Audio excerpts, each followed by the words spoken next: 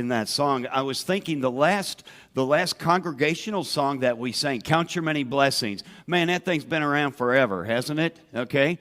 At least my concept of forever. Now, let me ask you this. This is extra, okay? So you didn't pay for this. This is just freebie stuff here. How many of you, right now, if I asked you to raise your hand, could give me one thing to complain about? Okay? Without even thinking about it. You could come up with something to complain about. Complaining is fun, isn't it? And you know what makes it more fun is when you've got someone to complain to, right? I mean, if you're just that person that sits at home or they're out in their yard talking to no one, but they're complaining, okay? That one that the neighbors kind of look at, keep the kids away from that person. It's more fun when we have someone to complain to. Now, what happens when you complain or you share a complaint, something you don't like or you wished was different, to someone else? What generally happens?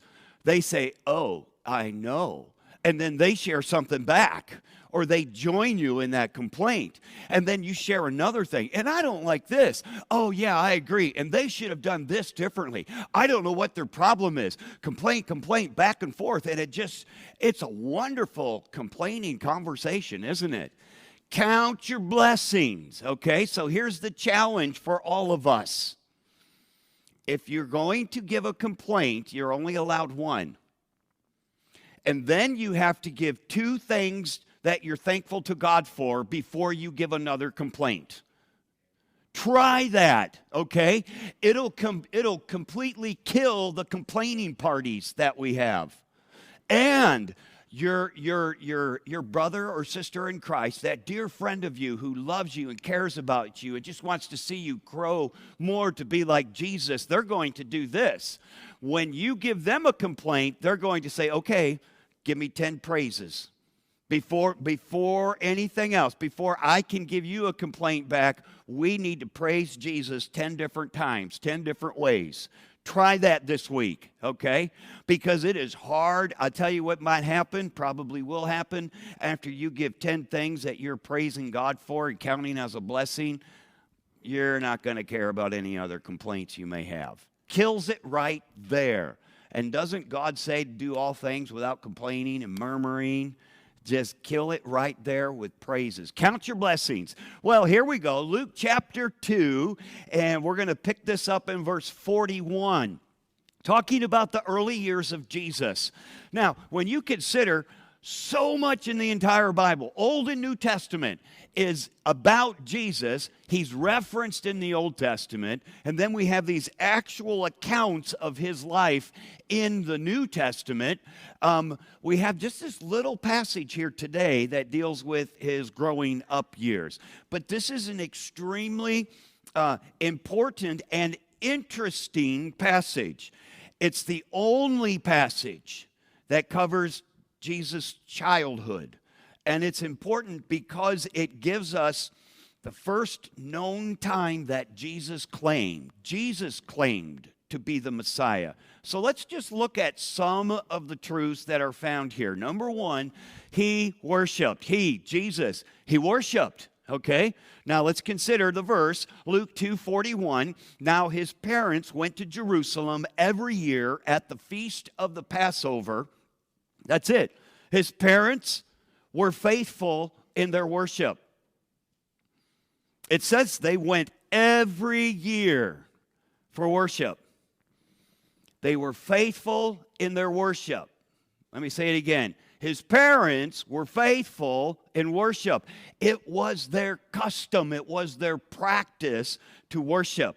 The requirement under the Jewish law pertained only to men, by the way. Only the men had to go to those customary times where they had to go to worship. Only the men went. Only the men were required to go. But notice it says both parents worshiped. Mary didn't even have to go. Ladies, I'm not going to put you on the spot. But if Hebrews 10:24, forsake not the assembling of yourselves together as the manner of some is, if that is somehow pinpointed just to men, you need to go to church. and the ladies didn't have to, would you still be here? I'm sure you would, because you're all spiritual, right? Absolutely. Mary didn't have to go, but she went anyway. Worship was important, and they both worshiped by choice, not because they had to. So, what does that mean? His parents taught him by example. They taught him by their example. His parents led and taught him to be faithful in worship. They also taught him by word as well, the words they spoke. Skip down with me to verse 46 and 47. And it came to pass that after 3 days they found him in the temple, sitting in the midst of the doctors, both hearing them and asking them questions. And all that heard him were astonished at his understanding and answers. So here's Jesus. He was able to discuss issues. He's 12 years old. Where did he learn these things from, right? He had been taught. I know. Wait a minute. He was the Son of God. He knew everything. As God, he did. But as man, he set aside some of those attributes of God without being any less God. Don't ask me to explain it. It's just what God teaches, okay? Only God could do this. He was 100% man, but 100% human as well. And think about this. When Jesus was born, okay, if you take the approach, when he's 12, he knows everything because he's God. Of course he did this. Okay, so when he was born, he's God. He knows everything. So he comes out of his mother's womb and he says, "Hey, Mary, Joseph, how was that ride from Bethlehem? I know I wasn't out yet, but I'm God. I know everything." No, as the baby, he couldn't speak because he subjected himself to human limitations. Jesus had been taught. As a 12-year-old, he's asking questions and answering questions that were astounding the scholars that were asking him. God had placed this child, Jesus, into their hands, Mary and Joseph's, as a bundle of trust. They entrusted him to Mary and Joseph. The child belonged to God, all right? God had only entrusted the child's keeping into their hands to see to it that he was looked after, that he was taught. It was their responsibility to see that Jesus grew physically, mentally, spiritually, and to see to it that he became all he could become, as humanly possible, to instill in him all of these things. And the parents were faithful to their duty. Now, folks, let's consider this. Children are a bundle of trust placed into our hands by God. That's where children come from, God.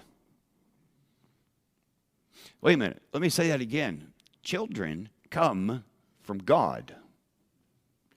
It doesn't matter what earthly circumstances took place to conceive that child or to bring that child into this world. That child came from God.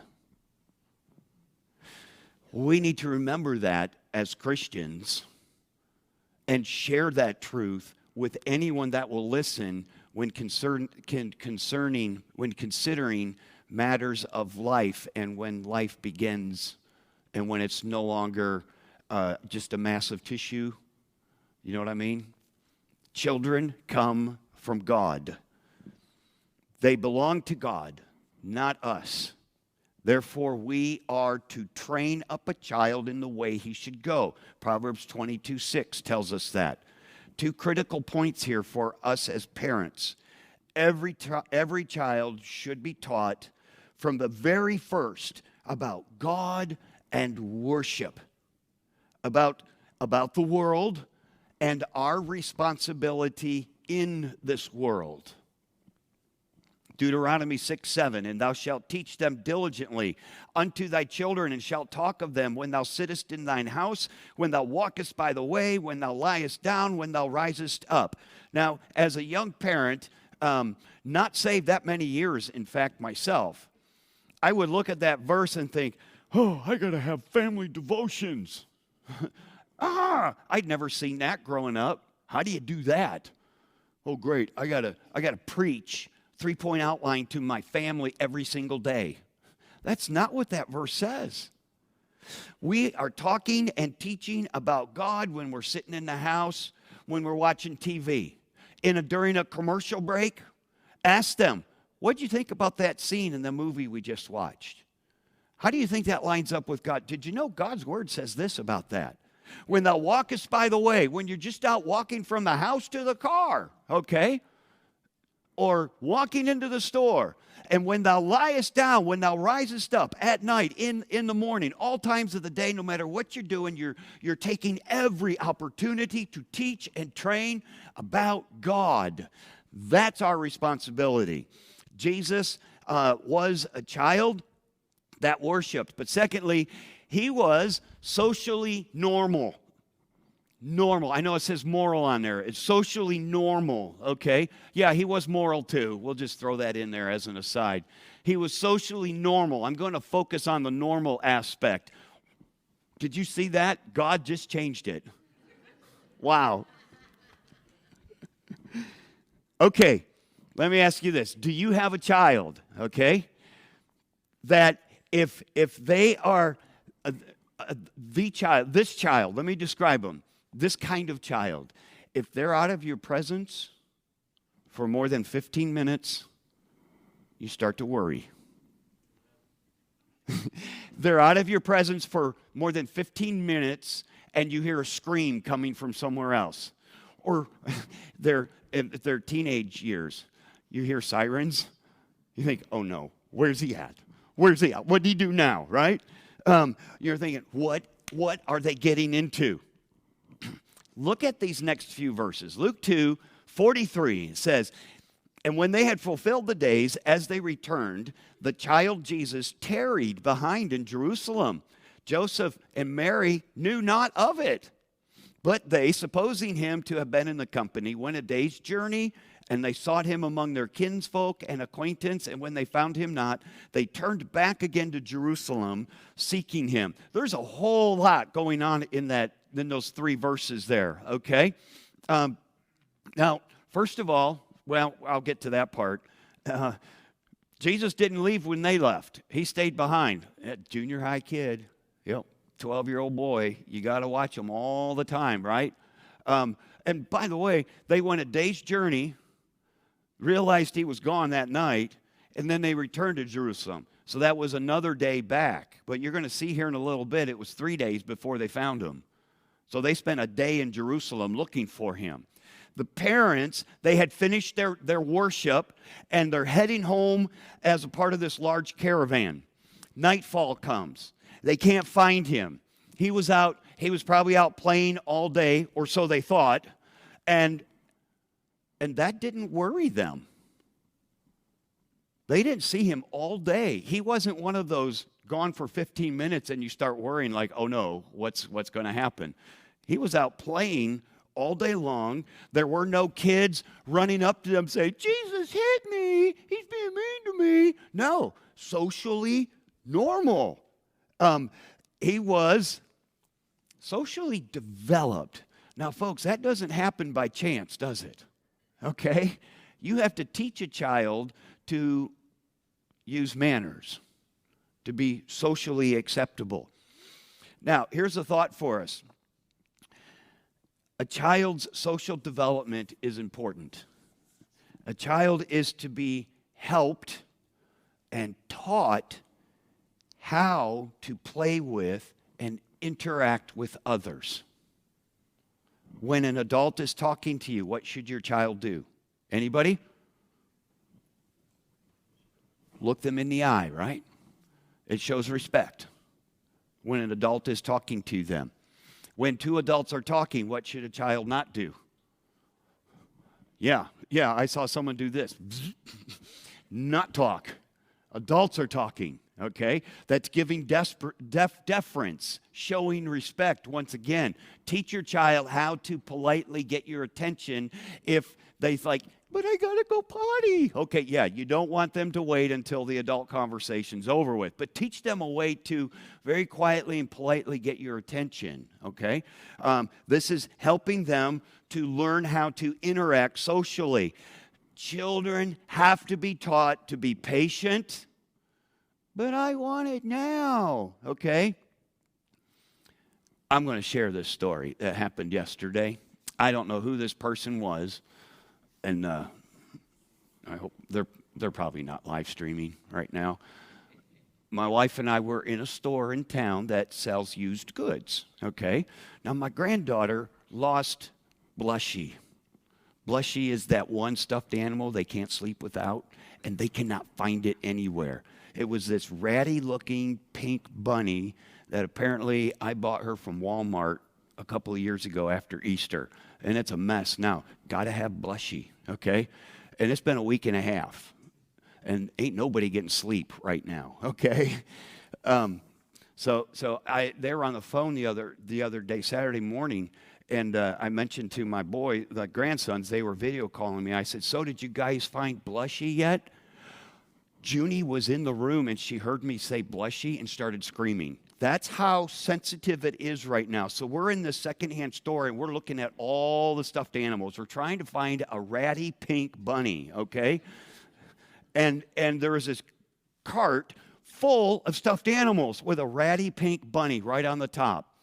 Well, the store clerk says, well, that is someone else's. They put them all in there. They're going to buy them. And it was this, I don't know, junior high girl.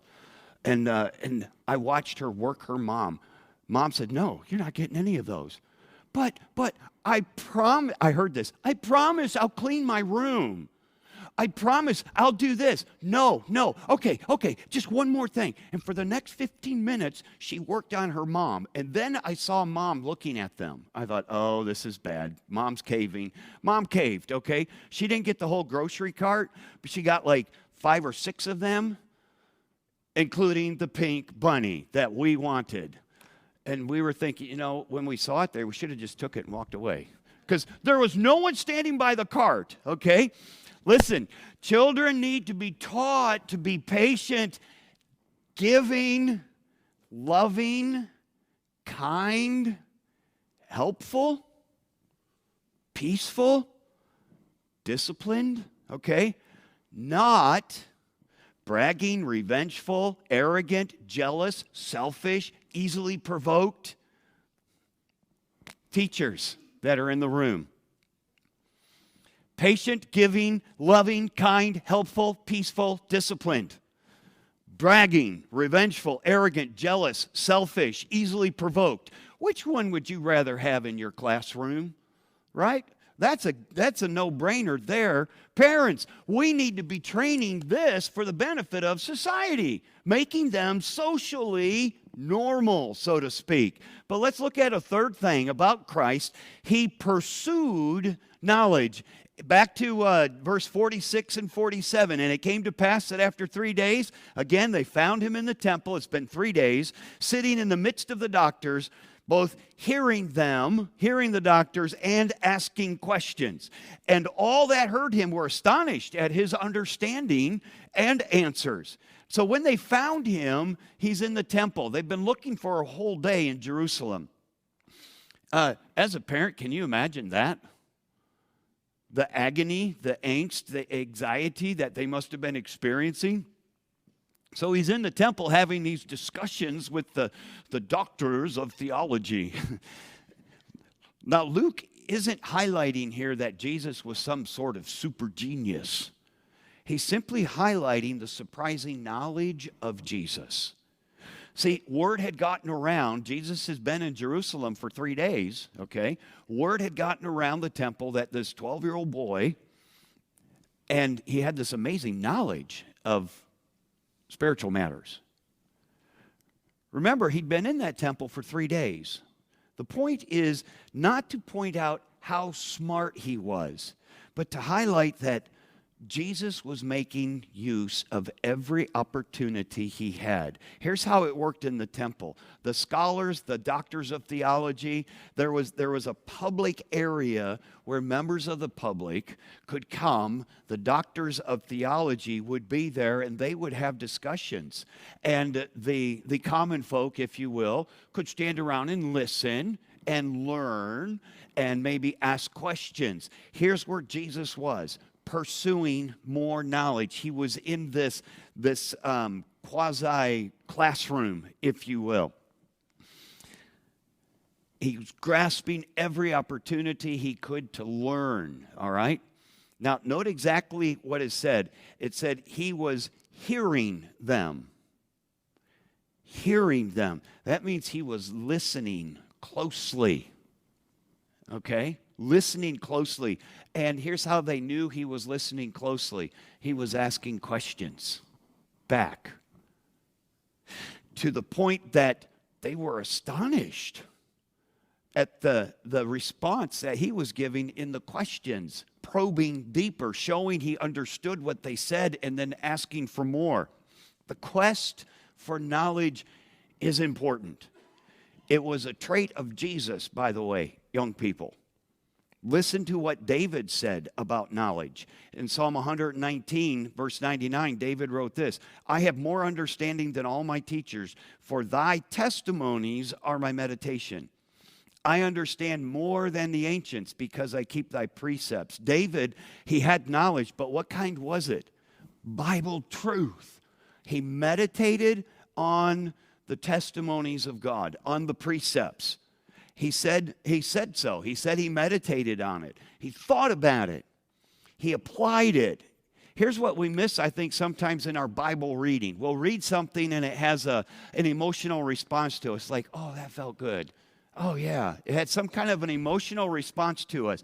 But then we fail to apply it. In other words, we try to understand how this truth, how it works, how it fits into daily life when we go to work on Monday. How do I take this truth with me?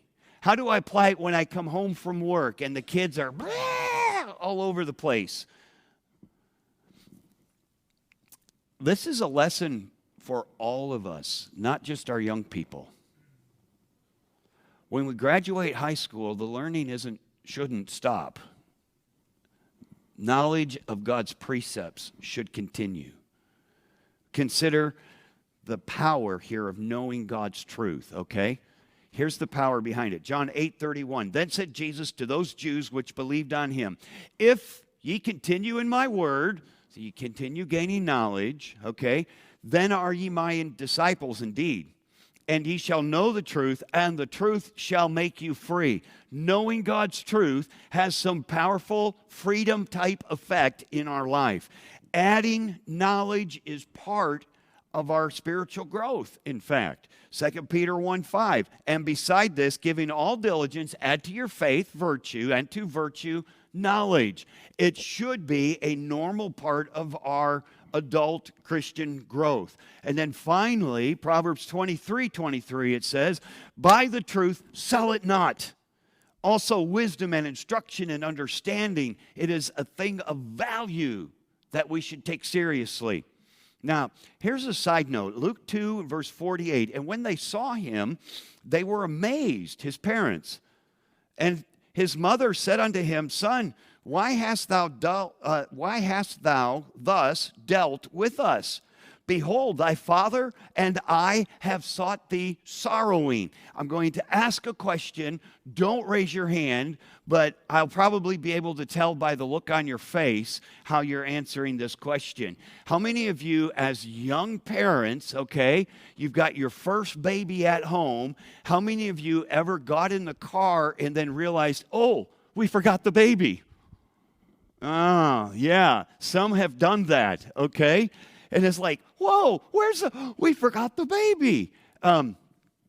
Actually, we did that once. We got in the car. We lived about 2 blocks from the church in Divernon, 3 blocks. We got in the car and went home. And then like 2 minutes after we got home, this older lady from church pulls in with our son. I don't know, he was, 4 or 5 at the time, maybe?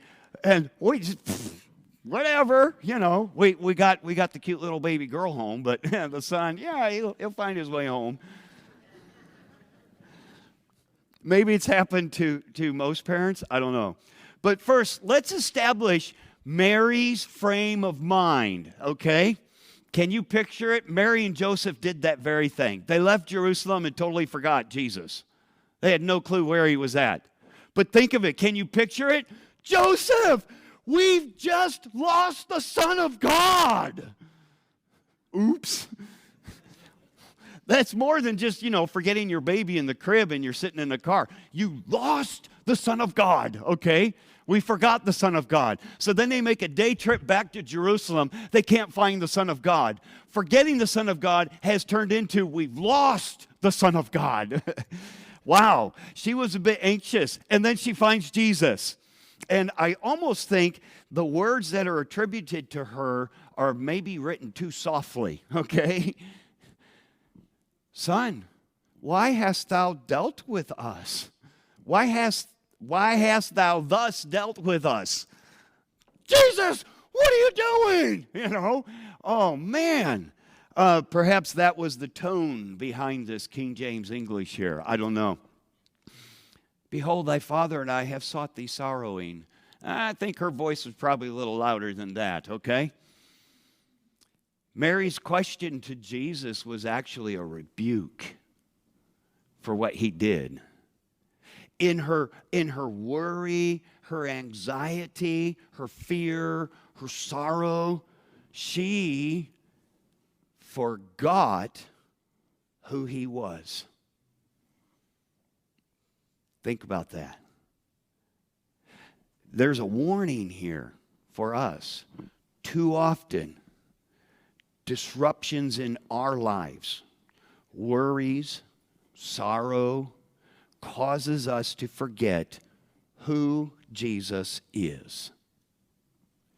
And we allow these disruptions to cloud our minds, to disturb us, to bring sorrow into our lives, and we soon forget Jesus. We forget his understanding of the situation, his desire to minister to us in that situation.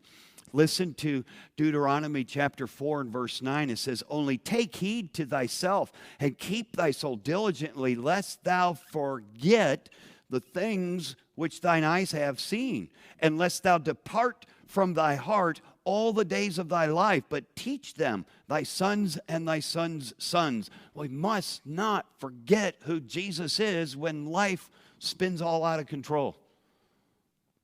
Mary forgot who Jesus was. God was his father. In fact, let's go on into that. Number 4, he was the Messiah. Here's what Jesus said to Mary, okay? Now, if you're of junior high age and you're sitting in here right now, I do not recommend this. I do not recommend this response. And Jesus said, verse 49, and he said unto them, how is it that ye sought me? Wished ye not that I must be about my Father's business? And they understood not the saying which he spake unto them. Okay, right about that time, my dad would have backhanded me. Okay? And if I got up, he would do it again. I'm sure of it. They didn't understand what was taking place, but he did at a very early age, at 12 years old. This is the first time that Jesus claimed to be the Son of God. Did he know before that? The Bible doesn't say. Okay? I don't know. As a 10-year-old boy who had pesky brothers, I maybe would have thrown that out to them at certain occasions. Like, no, you make my bed. I'm the Son of God. Okay? That's probably why I wasn't the Son of God growing up. Jesus called God his Father. First time. Did he always know that he was the Son of God, or was that part of the godness that he set aside when he became a human? We really don't know. But this fact is known. At age 12, he was conscious of a unique relationship with God. But let's consider his answer a little more closely. He told his mother that God was his father. That was a first. He's saying, Mom, what do you mean you were upset? What do you mean you were worried, sorrowful for me? God's my father. He's looking after me. I'm under his care and under his watchful eye. There's no need to be worrying, Mom. That's in his answer there. Now, every one of us needs to place ourselves under God's care and watchful eye. He's our Father. A decision to follow Christ as Lord causes God to adopt us as his children. And places us under the Father's care. Every person is to serve God first, even if the work is not understood. Even if we don't get why the Bible says this, we serve God first. And it's often not understood. But we must be faithful to God and his call, even if we are misunderstood and opposed by other people. Remember this, Ecclesiastes 12:1, it says, remember now thy Creator in the days of thy youth, while the evil days come not, nor the years draw nigh, when thou shalt say, I have no pleasure in them. Let's move on. Number 5, he was obedient. Well, of course, this was the Son of God who had set aside godly attributes to be completely human. Luke 2, verse 51. After that exchange in the temple, it says, he went down with them, came to Nazareth, and was subject unto them. But his mother kept all these sayings in her heart. That's as far as they went. As the Son of God, he set the perfect example of what a child should be to his parents. Now, we had someone in my house with 6 siblings. We had one that was like that, okay? Our oldest sibling, my sister. In fact, her nickname was the perfect one, okay? Notice the sarcasm there? Because she never did anything wrong. You know. That was Jesus. From that point on, it says he set the perfect example of what a child should be to his parents. Consider this. He obeyed his parents despite the fact, now listen to these aspects of his life. He obeyed his parents despite the fact that Joseph was not his real father. That he was actually stronger in spirit than his parents were. That he was filled with wisdom that his parents weren't filled with. That God was his father. He still obeyed those people in his house that were called parents. Proverbs 23:22, it says, hearken unto thy father that begat thee, and despise not thy mother when she is old. Because of this, Proverbs 20, verse 11, even a child is known by his doings, whether his work be pure or whether it be right. Now, the verse says that Mary kept all these things in her heart. She said nothing. She didn't talk to relatives or neighbors about what happened. You know, when she got back home and caught up with her friends or relatives that were in the caravan with them, because they all went to worship too. When she got back home, she didn't say, oh, we found him after 3 days. We found him in the temple. Whoa, the doctors of theology, they were impressed with my son, you know. She didn't tell all the neighbors and relatives about what happened. She didn't have a bumper sticker on the back of her donkey that said, my child is the Son of God, okay? Nothing like that at all. By the way, if your child's an honor student, good for you. You need to have a bumper sticker on the back of your donkey, van, whatever, okay? Mary was quiet, humbly just waiting upon God to use Jesus as God's plan for Jesus was. Not her plans, not Joseph's, but God's plans. And then we see that Jesus was in favor with God and man.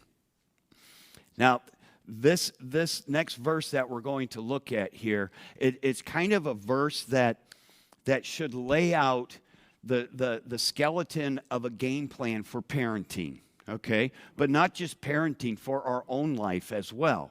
Because this skeleton, these 4 points, are carry on with us all throughout life. Let's look at the verse. Luke 2:52. And Jesus increased in wisdom and stature and in favor with God and man. There's 4 things in there. This is the skeleton. The first one is mentally. Jesus grew mentally. In other words, he learned. He continued to learn. Our children, as parents, we have a responsibility to help them continue to learn, to learn, to learn, to learn. As adults, we have a responsibility to continue to learn, to learn, to learn, right? Note how few children, well, let's include adults as well, how few people really seek to learn. Now, let me explain what that looks like. The default is just take what is assigned and do the minimum required. Don't our kids do that? All right, stop picking on the kids. Didn't you do that when you were in school, right? Extra credit only if you needed it to pass the class, right? You just do the minimum assigned. But how about now as adults? Well, I'm supposed to have my devotions, okay? Oh, I found a book, 5-minute devotionals for the busy person. Whew, okay, just do the minimum assigned. I read it, phew, I'm done. No more. No more exploring of God's Word. No more meditating or considering how this knowledge applies to my life. Just doing the minimum. As Christians, we need to pursue excellence when it comes to learning. Young people, pursue excellence. Adults, model pursuing excellence for our young people. But here's a second way that Jesus grew. This is the last statement about his growing up years. His teen years in one verse right here. He grew mentally, but he also grew physically as well. His physical development continued, okay? Yes, exercise is important for our young people, right? And it's not just exercising thumb muscles. More exercise than that is needed. Activity, whether it be playing or working. I know I'm on the verge of sounding like my dad. When I was a boy, we had a garden 20 acres big, and after we did that, we had to go walk 3 miles to get water from the creek and bring it back to all that stuff. Activity, something other than holding the couch down. Okay, or the beanbag in the bedroom, or whatever it is. Activity, whether it's playing or working, is important to move our muscles for physical development with young people. I was listening to an interesting talk show just recently where they were talking about how today many kids, many young children specialize in a sport from a very early age. And it was kind of like a sports medicine type talk show. And they were talking about how that's actually detrimental to the child. They play one sport 13 months a year. And they train for one sport 13 months a year. And that's all they do is that one sport which works those one set of muscles. The other ones aren't getting developed normally. And in those formative years, the child is growing. The body's growing. Everything is forming and developing. But all the focus is on one aspect of their physical development. No, there needs to be a broad range of activity. That's why I say it needs to be more than thumb muscles, okay? Get them moving, get them working, doing something to help them develop physically. Okay, adults, our turn. Once we graduate high school, that's not when physical consciousness ends, okay? And it's not just a matter of saying, okay, I'm within the median weight range, so I'm okay. Oh, no. We need to continue being physically active so that, in fact, just talk to some older people that are no longer able to be physically active. And they'll tell you, oh, take care of your bodies.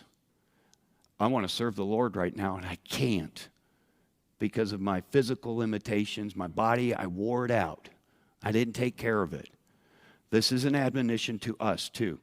Here's a third area Jesus grew, spiritually. Now, in verse 40, it says, of Luke 2, it says that he waxed strong in spirit, okay?